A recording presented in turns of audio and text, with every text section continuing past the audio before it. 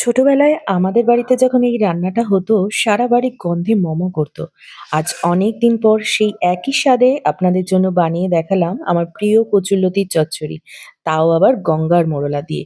অনেকেই চিংড়ি মাছ দিয়ে রান্না করে থাকেন, তো চলুন আজকে রান্না করবো আমি গঙ্গার মোরলা মাছ দিয়ে। বিশ্বাস করুন গরম ভাতের সাথে এই পদটা থাকলে মাছ মাংসর কথা আপনি একদম ভুলে যাবেন। আমি শর্মিষ্ঠা চলে এসেছি আজকে একটা নতুন রেসিপি নিয়ে। চলুন তাহলে ভিডিওটা শুরু করা যাক। প্রথমে আমি কচুলতিগুলোকে এরকম সুন্দর করে ছাড়িয়ে নিয়েছি আর গঙ্গার মোরলা মাছগুলো কেটে পরিষ্কার করে বেছে নিয়ে নুন হলুদ মাখিয়ে রেখেছি। এরকম ছোট্ট ছোট্ট করে কচুলতিগুলো গায়ের থেকে আঁশ ছাড়িয়ে, যেমন আমরা ডাঁটায় আঁশ ছাড়াই সেই রকম করেই আমরা আঁশটা ছাড়িয়ে নেবো। তো যদি হাত চুলকায় একটু হাতে নুন লাগিয়ে দেবেন বা হাতে তেল লাগিয়ে নেবেন, তাহলে হাতটা আর চুলকাবে না। প্রথমে আমি মাছটা ভেজে নিচ্ছি। মাছটা বেশ কড়া করে লাল করেই আমি ভেজে নেবো। এই মাছটা আমি কাঁচাও রান্না করে থাকি, কিন্তু আজকে ভেজেই রান্না করছি। এবার কড়াইয়ে তেল দিয়ে আমি দিয়ে দেবো পেঁয়াজ। এখানে আমি ২ টো মিডিয়াম সাইজের পেঁয়াজ নিয়েছি, ৪ টে কাঁচা লঙ্কা, ১ টা টমেটো, আদা আর রসুন। লঙ্কাটা আপনারা আপনাদের ঝাল যেমন পছন্দ সেরকম অনুযায়ী দেবেন। আমি ঝাল খেতে পছন্দ করি, তাই ৪ টে লঙ্কা দিয়েছি। তো এখানে আমি সর্ষের তেলের মধ্যেই রান্নাটা পুরোপুরি হবে সর্ষের তেল। সর্ষের তেলের মধ্যে ১ চামচ কালো জিরে দিয়ে দিলাম। তারপরে পেঁয়াজটাকে লাল, লাল করে ভেজে নেব। কালো জিরে দিলে না এই কচুরলতিতে গন্ধটা খুবই সুন্দর আসে। কচুরলতি রান্নায় আমরা সবসময় যেভাবেই রান্না করি না কেন কালো জিরেটা দিয়ে থাকি। আর এখানে আমি টমেটোটা দিয়ে নিলাম। টমেটোটাও একটু ভেজে নেবো পেঁয়াজের সাথে। নাহলে টমেটোর একটা গন্ধ থেকে যায়। জানেনই পূর্ববঙ্গীয় মানুষদের কচুরলতি ভীষণ প্রিয়। আর আমি যেহেতু পূর্ববঙ্গীয় সেইজন্য আমার তো ভীষণ প্রিয়। কচুরলতি, কচুর শাক থাকলে আমার মাছ, মাংস অন্য কিচ্ছু লাগে না।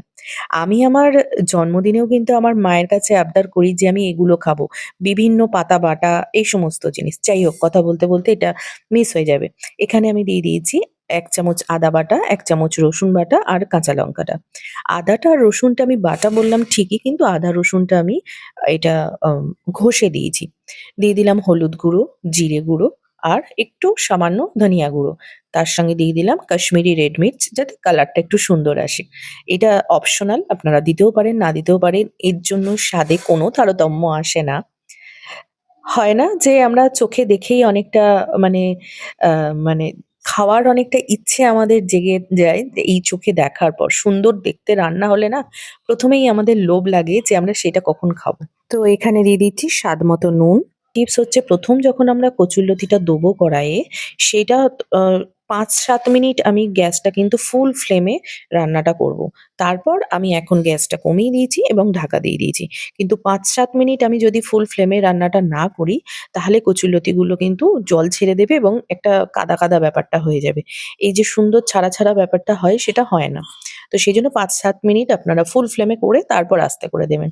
লাস্টে মিশিয়ে নিলাম লেবুর রস, কারণ যদি গলা চুলকায়, যদিও আমার কোনোদিনই এটা হয়নি, তবু দিয়ে দেওয়াটা ভালো। তো পাতিলেবুর রস দিয়ে দিলাম। রান্নাটা পুরোপুরি কমপ্লিট। খুব কম টাইম লাগে, খুব কম খাটনি, কোনো খাটনি নেই। কিন্তু অসাধারণ স্বাদের একটা রান্না। অবশ্যই ট্রাই করে দেখবেন। যদি ভালো লাগে আমার পাশে থাকবেন। লাইক, সাবস্ক্রাইব করে শেয়ার করে দেবেন ভিডিওটা অনেকের সাথে, যাতে সবাই আপনারা বানিয়ে খেতে পারেন। আর এর স্বাদটা কেমন হয়েছে অবশ্যই জানাতে ভুলবেন না কিন্তু। যে যেখান থেকেই দেখছেন, আমি চাইবো সবাই খুব ভালো থাকুন, সুস্থ থাকুন আর পরিবারের পাশে থাকুন। আজকের মতন তবে আসি। চলে আসবো নতুন কোনো রেসিপি নিয়ে। Thanks for watching. Take care. Bye, by.